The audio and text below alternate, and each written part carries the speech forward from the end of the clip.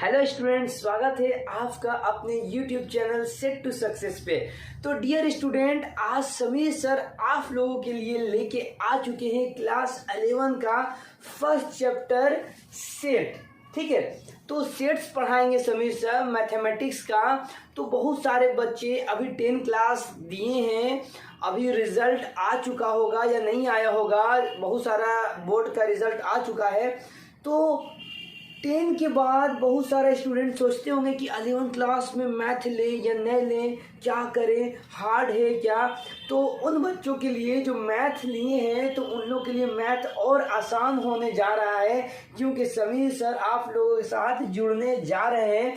आप लोग को पता है समीर सर क्या बोलते हैं Sameer sir, concept is power. Okay, तो कंसेप्ट के साथ पढ़ाया जाएगा चैप्टर सेट क्लास 11 का, एकदम हलवा की तरह एकदम कंप्लीट कराया जाएगा।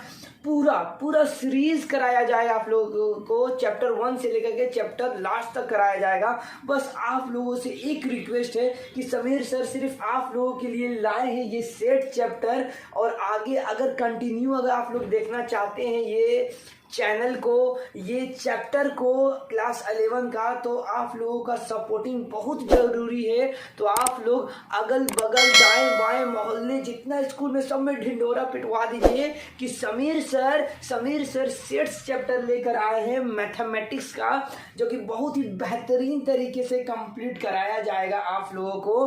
तो चलिए हम लोग सेट्स के दुनिया में चलते हैं, और उससे पहले एग्जाम्पल देखते हैं सेट्स का, जो आप लोग रोजमर्रा की जिंदगी में इस्तेमाल करते हैं। तो बहुत ही बेहतरीन तरीके से कंप्लीट कराया जाएगा। ओके, तो चलिए आते हैं सेट्स की दुनिया में हम लोग।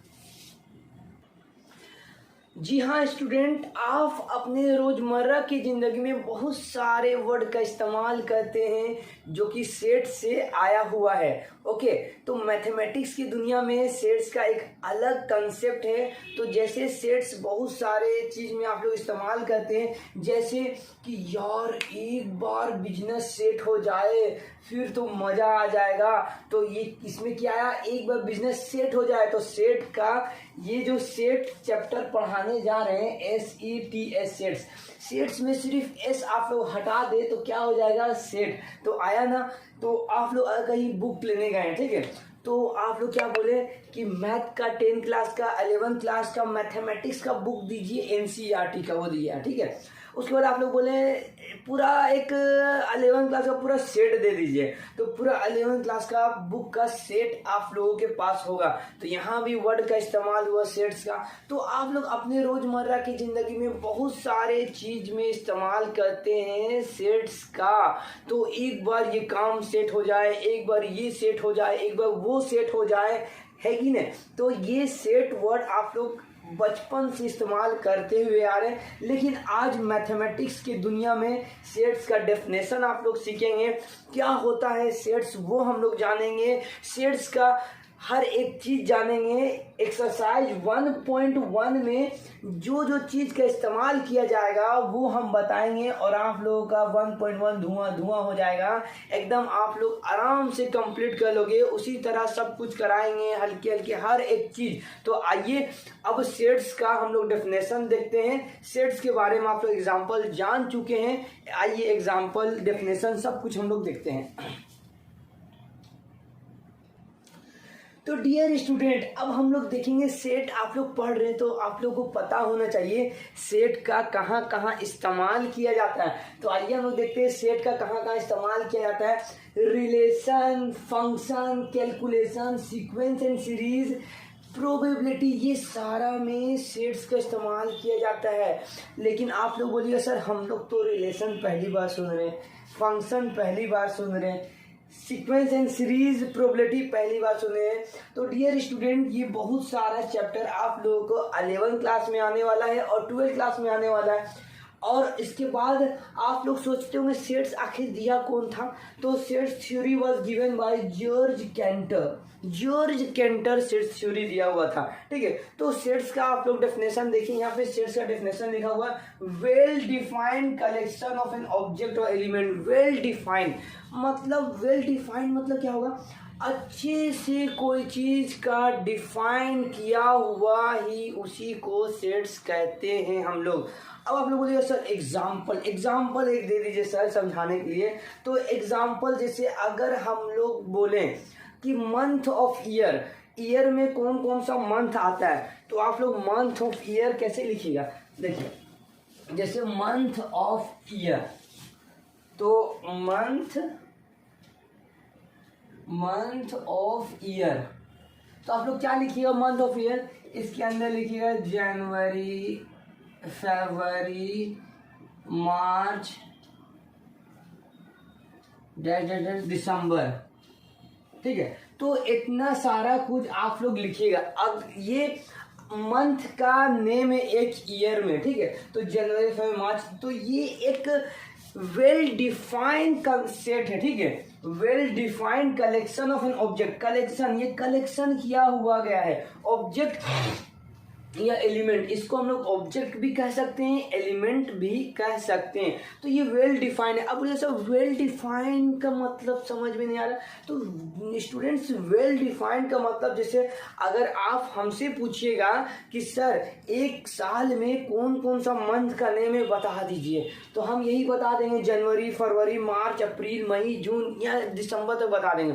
अब यही रास्ता में चल रहे थे, किसी को रोक के सुनिए मंथ, एक साल में मंथ का नेम बता दीजिए, तो स्टूडेंट्स वो भी वही बताएगा जो हम बताएंगे। तो यही है हमारा सेट्स क्या हो गया, अलग नहीं होना चाहिए।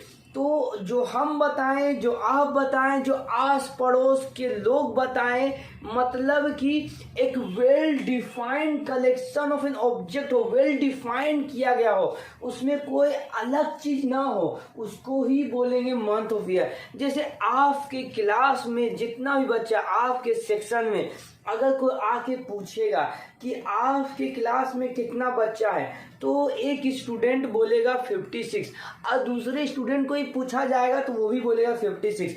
50 नंबर में जो स्टूडेंट है उसको पूछा जाएगा तो वो भी बोलेगा 56। आपके क्लास टीचर से पूछा जाएगा तो वो भी बोलेंगे 56। तो ये 56 तो चेंज नहीं हो रहा है, तो मतलब यही को बोला जाता है well defined collection of an object. जैसे natural number, set of natural number, अगर हम बोलेंगे नेचुरल नंबर का एक सेट बनाइए, सेट्स ऑफ नेचुरल नंबर, तो नेचुरल नंबर क्या होगा, दूसरा से भी पूछिए तो वही बोलेगा, आप अपने से भी पूछिएगा तो आपको वही पता चलेगा, अपना फ्रेंड से भी पूछिएगा तो वही बोलेगा, क्या बोलेगा 1 2 3 4 करते जाएगा। तो ये था हमारा सेट्स ऑफ नेचुरल नंबर। तो यही है कंसेप्ट सेट्स का, वेल डिफाइंड होना चाहिए। एक कंसेप्ट एकदम दिमाग में बैठा लीजिएगा, मतलब जो हम बोल रहे हैं, जो दूसरे कोई बोल रहा है, जो तीसरे कोई बोल रहा है, अलग नहीं होना चाहिए, उसी को हम लोग कहेंगे सेट्स। जैसे हम बोलेंगे कि जनवरी में कितना डे होता है, तो हम क्या 35 बोलेंगे, क्या 31 बोलेंगे, आप भी 31 बोलिएगा, या 30 होगा तो 30 बोलिएगा, जितना होगा उतना हम लोग बोलेंगे। तो वही हमारा क्या कहला जाएगा, सेट्स, वेल डिफाइंड कलेक्शन, अच्छे से कलेक्ट किया हुआ। तो बताइए स्टूडेंट, चुटकी में सेट आप लोग सीख चुके हैं, तो चलिए इसका एग्जाम्पल भी देख लिए, month of year, natural number, whole number, ठीक है, फ्रैक्शन, ये सारा कुछ अगर एक आ गया। जैसे हम लेने गए एक बुक, बोले बुक दीजिए, एक साइंस का भी बोले, मैथ का भी दे दीजिए, इंग्लिश का भी दे दीजिए, एक पूरा सेट बन गया, तो ये भी एक सेट कहलाएगा। क्योंकि दूसरा स्टूडेंट आएगा 11th क्लास का बुक लेने, तो वो सब भी वही सारा बुक ले जाएगा। ओके, तो चलिए इसके अंदर वाले कंसेप्ट में भी जाते हैं हम लोग, उसके बाद एक्सरसाइज 1.1 कराएंगे। तो आप लोग ये थोड़ा सा नोट डाउन कर लीजिए कुछ भी।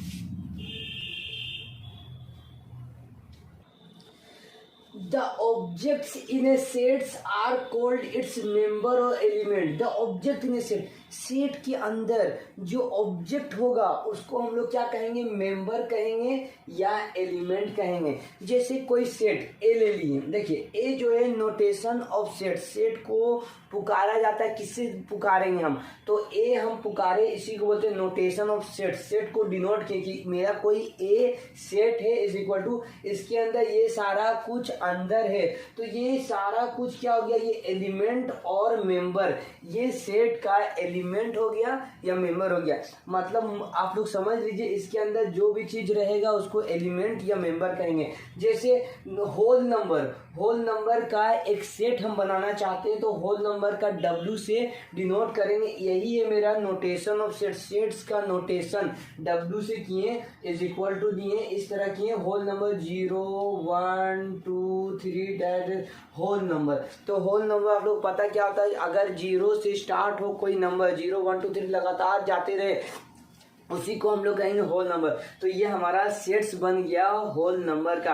अब डियर स्टूडेंट ये जो 0 1 2 3 ये क्या है, आप लोग झट से बोलिए सर अभी तो आप बताए थे, क्या बताए थे, एलिमेंट और मेंबर। ये सारा एलिमेंट है सर या फिर मेंबर है। ओके तो ये आप लोगों को पता चल गया। अब देखिए we denote sets by capital letter ABXYZ। हम लोग ये जो है आप लोग बोलिए सर सिर्फ ए से डिनोट करेंगे हम सेट्स को, सर सिर्फ W से डिनोट करेंगे सेट्स को। तो नहीं स्टूडेंट्स, हम लोग कोई भी कैपिटल लेटर से डिनोट कर सकते हैं, दिखा सकते हैं एक सेट को। जैसे ये ए से दिखाएं, ये W से दिखाएं, उसी तरह हम लोग ABXYZ, लेकिन याद रहे कैपिटल लेटर से होना चाहिए। तो चलिए ये आप लोग लिख लीजिए, उसके बाद और आगे चलेंगे, फिर एक्सरसाइज 1.1 क्लियर कराएंगे आप लोगों को।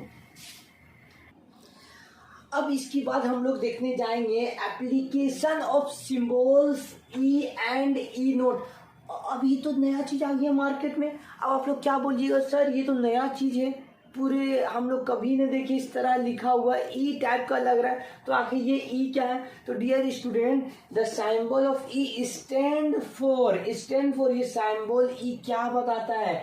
Belongs to, is an element of, is a member of. अब बोलिए सर जल्दी से इसका नाम बता दीजिए सर, ई का नेम क्या है? तो ई जो है डियर स्टूडेंट, ई जो है ग्रीक अल्फाबेट में बहुत सारा notation, alpha beta gamma lambda सारा कुछ ग्रीक से ही आया हुआ है। तो ये भी ग्रीक से ही आया है, ठीक है। तो ई का मतलब हो गया एप्सिलॉन। क्या हो गया? एप्सिलॉन। तो एप्सिलॉन का मतलब क्या हुआ? ये तो पुकारू नाम हो गया इसका। क्या नाम हो गया? पुकारू नाम हो गया ई, ठीक है, एप्सिलॉन। तो ये क्या बोलता है? एप्सिलॉन से the symbol is stands for belong to is an element of, is a member of. अब क्या बिलोंग टू, क्या एलिमेंट ऑफ, क्या मेंबर ऑफ? तो डियर स्टूडेंट्स एक सेट हम लिए थे, मान लीजिए एक सेट है ए जो है, एक सेट है मेरा AEIOU। ये एक सेट है इंग्लिश अल्फाबेट का AEIOU, ठीक है।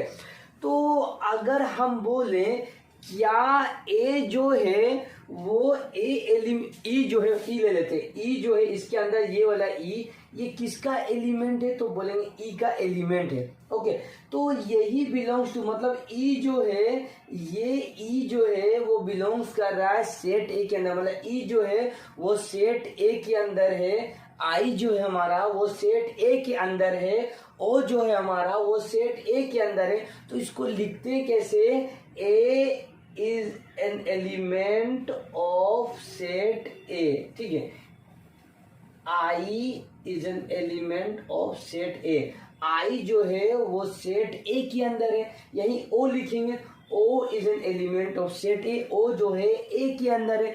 अब लिखेंगे भी, तो भी यहाँ आ रहा नजर स्टूडेंट्स, भी तो यहाँ है ही नहीं, तो भी लिखेंगे भी इज नॉट, ये नोट लग गया, ई में इस तरह कर देंगे तो नोट लग जाएगा। तो भी इज नॉट एलिमेंट ऑफ ए। कितना आसान है डियर स्टूडेंट्स। तो आप लोग समझ में आ गया बिलोंग्स टू क्या होता है। तो हम इसको पढ़ सकते हैं, क्या पढ़ सकते हैं? मान लीजिए यू है, तो यू बिलोंग्स टू एलिमेंट ए, मतलब यू जो है हमारा वो एलिमेंट ए के अंदर, मतलब यू जो है हमारा वो सेट ए के अंदर है। आई होप आप लोगों को समझ में आ गया होगा। अगर आप लोग बोलते सर अंदर नहीं रहता, तो सर तो अंदर अगर नहीं रहता तो क्या इसके अंदर नहीं है? मान लो टी अंदर नहीं है, टी इसके अंदर नहीं है, तो T is not belong to, मतलब टी इसके अंदर नहीं है। किसके अंदर नहीं है? एलिमेंट, सॉरी ये सेट ए के अंदर नहीं है। टी किसके अंदर नहीं है? सेट ए के अंदर नहीं है। तो नहीं है तो कैसे लिखेंगे? ई को इस तरह लिखेंगे, इस तरह करेंगे, मतलब इसका मतलब E not stands for does not belong to, मतलब ये नहीं बिलोंग कर रहा है सेट ए से। ये इसको हम लोग कह सकते हैं इज नॉट एन एलिमेंट, मतलब ए सेट का एलिमेंट नहीं है। इज ए मेंबर ऑफ, ये मेंबर था तो सिर्फ नोट लगा देंगे, is not a member of set ए। तो आई होप आप लोगों को पता चल गया होगा ई और ई नोट क्या कब लगाएंगे, कैसे लगाएंगे। अगर इसके अंदर रहेगा वो एलिमेंट, सेट के अंदर रहेगा तो लगाएंगे ये, और नहीं रहेगा तो ये हम लोग लगा देंगे। आइए एग्जांपल और देखते हैं तो आप लोगों को क्लियर हो जाएगा। इतना आप लोग कॉपी पेन लेके रखिएगा, वक्त बहुत ही इम्पोर्टेंट है डियर स्टूडेंट्स, एक एक पल इम्पोर्टेंट है, क्योंकि 11th क्लास में आप लोग पहुंच गए हैं और IIT JEE मेंस नीट कुछ भी आप लोग सपना अपना देखे हो क्या निकालना है, NDA ये सब सारा कुछ, तो अच्छे से पढ़ना बहुत ज़रूरी। इसलिए पेन आप लोग लेके, कॉपी आप लोग लेके बैठे और सारा नोट्स को लिखते जाएं। तो ये आप लोग नोट डाउन कर लें। तो हम दो एग्जाम्पल ले चुके हैं स्टूडेंट्स, एग्जाम्पल ए और ये दो एग्जाम्पल है। अब आप बताइए, अगर क्वेश्चन में रहा 8 क्या एलिमेंट है या मेंबर है सेट ए का, तो आप लोग बोलिए जी सर यहाँ पे 8 नजर आ रहा है, 8 है, तो कैसे लिखेंगे हम लोग, 8 is an element of set ए। अगर हम बोल दें कि 9 क्या सेट ए का एलिमेंट है, तो आप लोग बोलिएगा सर 9 तो नजर नहीं आ रहा है सर, तो कैसे लिखिएगा, 9 is not an element of A, मतलब 9 ये इसके अंदर नहीं है, belongs to, not belongs to, 9 not belongs to, 9 नहीं है तो नहीं है, तो इस तरह से लिखेंगे, और है तो इस तरह लिखेंगे। अब नेक्स्ट ये एग्जांपल तो आप लोग अच्छे समझ में आ गया। ये आप लोग को देख के पता चलता होगा कि एक हमारा सेट है। आप लोग बोलिएगा कैसे, तो देखिए 2 का मल्टीपल यहाँ पे 2 2 जा 4 4 2 जा 8 8 2 जा 10 और ये चलते जा 12 14। अगर किसी से आप पूछिएगा 2 का टेबल का एक लिस्ट बनाइए तो सब कोई इसी तरह लिखिएगा, कोई भी किसी से भी पूछिएगा, ठीक है। तो ये हमारा सेट है, जो सबका सेम हो जो उसी को हम लोग सेट बोलते थे। कोई ऐसा थोड़ी ना बोलेगा 2 का टेबल में जो सेट आता है तो 2 3 9 ऐसे बोलेगा, नहीं बोलेगा, वही बोलेगा जिसको 2 का टेबल याद नहीं है। तो यहाँ पे आप देखिए ABION, ये क्या है, कुछ समझ में आ रहा है क्या, ABION कुछ समझ नहीं आ रहा है, कोई आदमी से पूछेगा तो ये बताया नहीं। तो डियर स्टूडेंट, सबसे पहले ये सेट है ही नहीं जिसका हम लोग प्रॉब्लम सॉल्व करेंगे। ओके, तो ये हमारा सेट नहीं था, ये सेट था, उससे प्रॉब्लम सॉल्व करा चुके हैं। तो आइए अब हम लोग सेट को दिखाएंगे। 3 तरह से सेट को हम लोग दिखा सकते हैं। तो कौन कौन तरह से सेट को हम लोग दिखा सकते हैं, पहला डिस्क्रिप्टिव मेथड, दूसरा रोस्टर फॉर्म, तीसरा सेट बिल्डर फॉर्म और रूलर मेथड।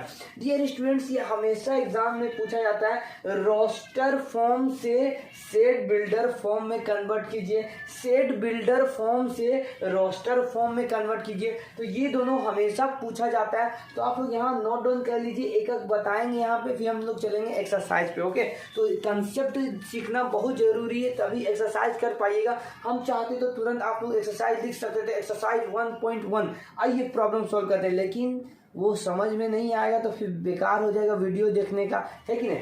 तो अच्छे से कंसेप्ट क्लियर होना चाहिए, क्योंकि आप लोग सब जानते हैं कंसेप्ट इज, कमेंट करके बता।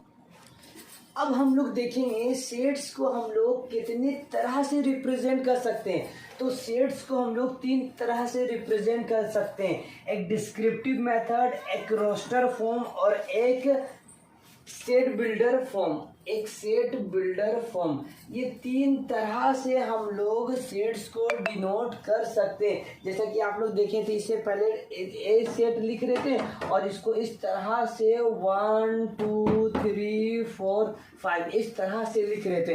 तो ये हमारा एक सेट था, इसी को बोला जा रहा है कि ये हम कितने तरह से रिप्रेजेंट कर सकते हैं। तो ये हम लोग 3 तरह से रिप्रेजेंट कर सकते हैं, एक डिस्क्रिप्टिव मेथड, एक रोस्टर मेथड और एक सेट बिल्डर फॉर्म। तो आइए अब इसको हम लोग थोड़ा डिटेल में देखते हैं, आप लोग लिखते जाइएगा इसको। देखिए पहला है डिस्क्रिप्टिव मेथड। तो डिस्क्रिप्टिव मेथड क्या लिखा हुआ, इनक्लोज इन कर्ली ब्रैकेट्स, मतलब कर्ली ब्रैकेट से इनक्लोज्ड करके रखेंगे, उसको हम लोग कहेंगे डिस्क्रिप्टिव मेथड। जैसे एक एग्जांपल ले लिए, ए आई ओ यू इंग्लिश अल्फाबेट का वॉवेल है, तो इसको हम लोग एक अंदर कर्ल ब्रैकेट के अंदर लिख दिए वॉवेल्स ऑफ इंग्लिश अल्फाबेट, तो इसको हम लोग कहेंगे डिस्क्रिप्टिव मेथड। उसके बाद जैसे 2 4 6 8 लिख दिए, तो ये हमारा क्या है, ये हमारा जो है वो इवन नंबर है। तो इस तरह से हम कर्ल ब्रैकेट के अंदर लिख दिए इवन नंबर, बस इतना ही लिखे ये दोनों। तो ये हमारा क्या हो गया, ये हमारा डिस्क्रिप्टिव मेथड हो गया, ये और ये। अब आ जाइए दूसरा मेथड में, रोस्टर फॉर्म में। तो देखिए इस तरह से लिखा हुआ, ए एक मेरा क्या है, ए एक मेरा सेट है, और ये इस तरह कर्ल ब्रैकेट के अंदर लिखा हुआ ए ई आई ओ यू, बस ये कर्ल ब्रैकेट के अंदर लिखा हुआ, इसी को हम लोग कहेंगे रोस्टर फॉर्म। तो आप लोग याद कीजिएगा, सर जो ए लिखते थे इस तरह से 1 2 3 4, ये नेचुरल नंबर का जो सेट था कर्ल ब्रैकेट के अंदर, क्या ये हमारा रोस्टर फॉर्म में था सर? तो जी हाँ, ये भी हमारा रोस्टर फॉर्म में था। जैसे आप लोग बोलिएगा ए आई ओ यू, ये भी हमारा रोस्टर फॉर्म में, या 2 ये ले लीजिए 2 4 6 8, ये हमारा जो है इवन नंबर का सेट है एक, तो इस तरह कर्ल ब्रैकेट के अंदर इस तरह लिखा हुआ है, तो ये भी हमारा क्या हो गया, ये भी हमारा रोस्टर फॉर्म में हो गया। अब आइए सेट बिल्ड फॉर्म। तो सेट बिल्ड फॉर्म को या बिल्डर फॉर्म को हम लोग किस तरह से डिनोट करेंगे? तो देखिए ये जो हमारा रोस्टर फॉर्म था, ए एक इंग्लिश अल्फाबेट का वॉवेल था, वॉवेल्स आपको पता होगा, वॉवेल्स इंग्लिश अल्फाबेट का ए आई ओ यू होता है, तो इस तरह से हम लोग देखा है। तो ये हमारा रोस्टर फॉर्म में था, लेकिन सेट बिल्डर फॉर्म में इसी को सेट बिल्डर फॉर्म में हम लोग किस तरह से लिख सकते हैं? तो ए जो हमारा एक सेट है, तो ए को तो ए से डिनोट करेंगे, इससे पहले ही बता चुके थे सबको, कैपिटल इंग्लिश अल्फाबेट से डिनोट करना है। तो ए एक मेरा क्या है, सेट है, और इसके अंदर एक कर्ल ब्रैकेट के अंदर ही लिखेंगे हम। देखिए ये क्या था, ये पूरा को ए आई ओ यू को हम क्या मान लेंगे, एक्स मान लेंगे, या जो भी एलिमेंट यहाँ पे दिया रहेगा सबको एक्स मान लेना है, या 2 4 6 8 यहाँ पे दिया रहता तो इसको भी हम लोग क्या मान लेते हैं, एक्स मान लेते हैं। तो ये सब को हम लोग एक्स मान लिए, क्या मान लिए, एक्स मान लिए। और ये इसको बोला जाता है कोलोन बोला जाता है इसको, तो एक्स सच दैट भी बोला जाता है इसको, तो एक्स सच दैट। अब सच दैट एक्स लिखें, अब उसके बारे में हमको लिखना है एक्स क्या था। तो यही मेथड डियर स्टूडेंट, एक्स के बाद सच दैट डालेंगे और एक्स के बारे में लिखेंगे एक्स आखिर है क्या हमारा। तो x is a vowel of English alphabet. X क्या था हमारा, एक्स जो है वॉवेल है इंग्लिश अल्फाबेट का। ओके, तो ये हमारा एक रोस्टर फॉर्म है। एक और एग्जांपल आप लोग बता दे रहे हैं, ये हमारा एक रोस्टर फॉर्म है बी 1 2 3 4, ये हमारा सारा चलते जाएगा, तो ये क्या होगा, नेचुरल नंबर होगा। लेकिन ध्यान दीजिए डियर स्टूडेंट, ये हमारा 5 तक ही रुक चुका है। तो अगर बोलेंगे कि आप लोगों को कि रोस्टर फॉर्म में 1 2 5 लिखिए, तो आप लोग सबसे पहले कर्ल ब्रैकेट दीजिएगा और 1 2 3 4 5 लिख दीजिएगा। अब हम इसी को बोलेंगे, क्या बोलेंगे, सेट बिल्डर फॉर्म में लिखिए। क्या लिखिए, 1 2 3 4 5 नेचुरल नंबर को 1 से 5 तक natural number set builder form में लिखिए। तो आप लोग को झट सा दिमाग में आ जाएगा, सर बोले थे कि इसके अंदर जितना एलिमेंट होता है उसको एक्स मान लेते हैं, तो बी एक सेट है मेरा is equal to curl bracket. अब ये सारा को हम लोग क्या मान लिए, ये पूरा को एक्स मान लिए, तो एक्स मान लिए। सच दैट अब x के बारे में लिखेंगे, x क्या है हमारा, x क्या है हमारा, नेचुरल नंबर है, x is a natural number. अब लिख दिए x नेचुरल नंबर है, तो ये नेचुरल नंबर x है तो कहाँ तक है, नेचुरल नंबर तो जाते जाएगा 1 2 3 4 100 तक, फिर 200 तक, फिर 1000 तक चलते जाएगा, तो कहाँ तक ही रुका हुआ 5 तक, तो ये भी हमको दिखाना है। x पहले लिख दिए, सच दैट लिख दिए, ये क्या था, x क्या था हमारा, x is a natural number, x हमारा नेचुरल नंबर है। एंड क्या, अब देखिए x जो है हमारा 1 से बड़ा है और 5 से छोटा है। देखिए x को ये पूरा 1 2 3 4 5 को हम लोग x मान लिए। अब x है क्या हमारा, x जो है हमारा 1 से बड़ा है और 5 से छोटा है और 5 के बराबर है। 5 से छोटा रहता तो 4 तक ही हम लिखते हैं, मतलब x जो है हमारा वो 5 से छोटा है और 5 इज इक्वल टू 5 और 5, ठीक है।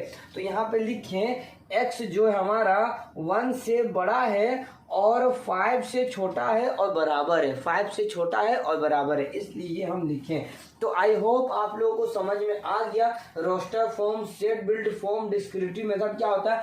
अब क्वेश्चन में आप लोगों को बहुत जगह दिया हुआ रहेगा कि रोस्टर फॉर्म से सेट बिल्ड फॉर्म में दिखाइए, सेट बिल्ड फॉर्म से रोस्टर फॉर्म में दिखाइए। तो अगर ये दिया हुआ रहेगा तो हमको इस तरह से लिखना पड़ेगा। अगर ये सारा क्वेश्चन दिया हुआ x such that x is a vowel of English alphabet, तो हम लोग रोस्टर फॉर्म में इसी को इस तरह से करके कॉलम में हम लोग जानते हैं इंग्लिश अल्फाबेट क्या होता है, AEIOU होता है, तो AEIOU हम लोग दिखा देंगे। आई होप आप लोगों का कंसेप्ट बहुत ही अच्छे तरीके से क्लियर हो गया। तो आइए अब हम लोग चलते हैं एक्सरसाइज 1.1 में, ये आप लोग नोट डाउन कर लीजिए कॉपी में। डियर स्टूडेंट, अब हम लोग देखेंगे एक्सरसाइज 1.1 का क्वेश्चन नंबर फर्स्ट।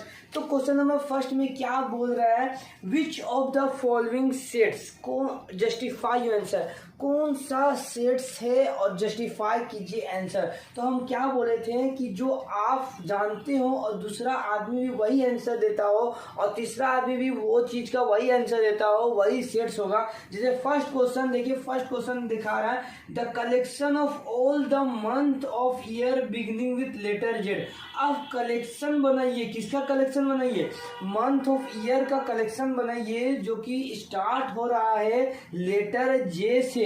तो लेटर जे से कौन कौन स्टार्ट हो रहा है, January June and July, January June and July, January JNUAR, January June and July, JULI July.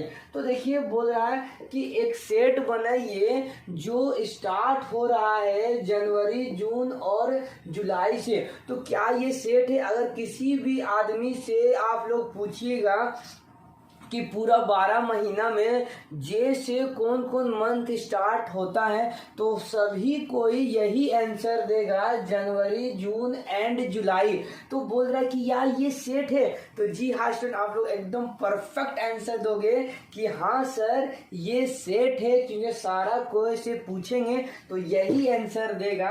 तो ये वेल डिफाइंड है, वेल डिफाइंड, तो ये हमारा सेट है। ओके, तो नेक्स्ट क्वेश्चन क्या बोल रहा है, एक बोल रहा है इसका वेरिफिकेशन भी देने। तो we are sure that member of all the collection are January June and July, sure है कि यही होगा। तो ये हमारा क्या था, ये हमारा एक्सप्लेनेशन था। तो आप लोगों का स्क्रीन में क्वेश्चन के साथ एक्सप्लेनेशन भी आ जाएगा, तो आप लोग आराम से कॉपी में लिख लोगे क्योंकि आप लोगों को समझाया जा चुका है। नेक्स्ट क्वेश्चन क्या है, नेक्स्ट क्वेश्चन है the collection of 10 most talented writer of India. Collection बनाइए, आप ही को बोल दिया जाए कि 10 टैलेंटेड राइटर का नेम लिखिए, तो आप जो नेम लिखिएगा जरूरी है दूसरा जो स्टूडेंट है वो भी वही नेम लिखे। 10 मोस्ट टैलेंटेड राइटर का बहुत सारा राइटर है, अच्छा अच्छा राइटर है, तो बहुत सारा कोई जिससे से पूछिएगा सब कोई अलग अलग सेट बनाएगा, अलग अलग टैलेंटेड राइटर का नाम बताएगा। तो जी हाँ स्टूडेंट, आप बिल्कुल सही सोच रहे हैं अपने दिमाग में कि बोलिएगा सर सबका आंसर अलग अलग होगा। जब अलग अलग होगा तो दूसरा नंबर का जो क्वेश्चन है 10 most talented writer in India, तो ये हमारा सेट नहीं है, तो नो लिखाएगा और इसका रीजन भी आप लोग लिख दीजिएगा। यही जो भी हम बोले वो आप लोग को लिखा हुआ आ जाएगा। तो जितना बाकी बचा हुआ है क्वेश्चन एक्सरसाइज 1.1 में, the collection of all boy in your class, question number 4 में क्या बोल रहा है, 1 का 4 में क्या बोल रहा है, the collection of all boys in your class, आपके क्लास में जितना बॉयज उसका कलेक्शन बनाइए। तो आपके क्लास में जितना बॉयज है दूसरा से भी पूछेंगे, वही क्लास के स्टूडेंट हो तो वो भी वही बताएगा, किसी को भी बाहर से लेके आएंगे बोलेंगे बताइए बॉयज का कलेक्शन बताइए कौन है, तो वो भी लिखिएगा 42 या 43, तो अच्छे से कलेक्शन बता देगा आप लोगों क्लास का ही स्टूडेंट का। तो जी हाँ स्टूडेंट्स, ये हमारा क्या है, ये हमारा सेट्स है। तो आई होप आप लोग सेट्स को पहचानने जान चुके थे लेक्चर 1 में ही, तो आप लोग आराम से 1.1 का क्वेश्चन नंबर 1 आराम से आप लोग कर लोगे। तो चलिए अब हम देखते हैं क्वेश्चन नंबर 2 में क्या लिखा हुआ है। तो आइए हम देखते हैं क्वेश्चन नंबर 2। आप लोग बोलिएगा कि सर ये क्वेश्चन नंबर 2 तो आप बताए थे जब आप एक्सप्लेन कर रहे थे, तो इसमें बोल रहा है एप्रोप्रिएट साइम्बोल, इसमें मतलब कैसा साइम्बोल लगेगा, बिलोंग्स टू और नॉट बिलोंग्स टू वाला साइम्बोल लगाना है। अब ये एक सेट दे चुका आप लोगों को, सेट्स के अंदर इसको बता चुके थे, इसके अंदर वाला को क्या बोलते हैं, एलिमेंट बोलते हैं या मेंबर बोलते हैं, तो ये एलिमेंट है। अब बोल रहा है कि 5 जो है वो सेट ए के अंदर है कि नहीं, तो देखिए 5 इसके अंदर है, तो जी हाँ है। तो आप लोग झट सा एक सिंबल आएगा, ये बिलोंग्स टू, ये बिलोंग्स टू मतलब 5 बिलोंग्स टू ए, मतलब 5 जो है वो एलिमेंट है, ए का एलिमेंट है, मतलब ए के अंदर है। तो आराम से ये सब आप सब कुछ लगा दीजिएगा। अब देखिए 8 इसके अंदर नजर आ रहा है, तो नहीं नजर आ रहा है, तो नॉट बिलोंग्स टू, ये इस तरह करके इस तरह लाइन खींच दीजिएगा, ये हो जाएगा नॉट्स बिलोंग टू। ओके, तो 0 है, तो 0 भी नहीं है, तो 0 भी नहीं, तो नॉट्स बिलोंग टू, मतलब 0 जो है वो ए के अंदर नहीं है, मतलब 0 एलिमेंट नहीं है सेट ए का। ओके, तो 4 है, तो जी हाँ है, तो 4 इज एन एलिमेंट, तो एलिमेंट हम लिख देंगे। 2 है, तो 2 बिलोंग्स टू ए, मतलब 2 जो है वो ए के अंदर है एकदम है। 10 है, 10 आप लोगों के लिए होमवर्क छोड़ दिए, 10 जो एलिमेंट है वो ए सेट के अंदर है कि नहीं, ये आप लोग कमेंट करके बताइए। तो चलिए अब फटाक से क्वेश्चन नंबर 3 में देखते हैं, ये आप लोग नोट डाउन कर लें। तो आइए अब हम चलते हैं क्वेश्चन 3 में, क्या बोल रहा है, write the following set in roster form. ये सेट को हम लोगों को लिखना है रोस्टर फॉर्म में। बताने वक्त आप लोगों को बता चुके थे किस तरह से रोस्टर को सेट बिल्ड फॉर्म में कन्वर्ट करना है और सेट बिल्डर फॉर्म से रोस्टर फॉर्म में कन्वर्ट करना है। तो आप लोग ये देखते होंगे तो बोलते होंगे सर ये तो सेट बिल्डर फॉर्म में है, ये सेट बिल्डर फॉर्म में है तो इसको रोस्टर फॉर्म में कन्वर्ट करना है। तो देखिए क्वेश्चन सेट बिल्डर फॉर्म में दिया हुआ है, तो आप लोगों को बताए थे कि ये एक एलिमेंट है ए हमारा इज इक्वल टू, क्या बोल रहा है, एक्स एक एलिमेंट है इसका सेट ए के अंदर है। अब बोल रहा है एक्स के बारे में जानकारी दे रहा है, एक्स है क्या, x is an integer less than 7, और देखिए ये जानकारी दे रहा है ये, तो ये इसका मतलब क्या, एक्स जो है वो -3 से कम है, एक्स जो है वो -3 से कम है और 7 से कम है। ओके, तो 3 से कम है तो हम ए लिखेंगे और क्या लिखेंगे, 3 से कम मतलब -2 -1 0, और 7 से कम है 1 2 3 4 5 6 तक ही हम लोग लिखेंगे। अब आप बोलिए काहे सर, क्योंकि सिंबल ये बता रहा है कि x जो है एलिमेंट वो 7 से कम है और -3 से ज्यादा है, ठीक है। तो -2 -1 ये -3 से कम हो गया और ज्यादा हो गया। अगर इस तरह से लिखा रहता क्वेश्चन और बोलता रोस्टर फॉर्म में लिखिए, तो हम लोग इसको इस तरह फॉर्म में लिखते, क्या लिखते, ये पूरा एलिमेंट को x लिखते, इस टू या सच दैट देते, सच दैट अब x के बारे में जानकारी देते, x क्या, x इन इंटीजर, x सारा क्या इंटीजर है, और क्या है, x जो है वो 3 से कम है, -3 से कम है और 7 से कम है, तो इस तरह से भी हम लोग को लिखना पड़ता। अब देखिए नेक्स्ट क्वेश्चन क्या बोल रहा है x सच दैट या is to x is a natural number less than 6। क्या बोल रहा है, एलिमेंट बी जो है हमारा, इसको बनाना है किसमें, write the following and roster form में लिखना है। तो x जो हमारा नेचुरल नंबर है, तो 1 2 3 4 5 6 7 बहुत सारा नेचुरल नंबर होते जाएगा। लेकिन क्या क्वेश्चन ने दिया लेस देन 6 से कम, तो 6 से कम क्या होगा, 5 तक होगा। तो ये हमारा बन गया रोस्टर फॉर्म में। ओके, आई होप आप लोगों को समझ में आ रहा होगा। तो आइए चलते हैं क्वेश्चन 3 की ओर। सारा एकदम हलवा जैसा क्लियर कराएंगे, मैथ से प्यार हो जाएगा बिकॉज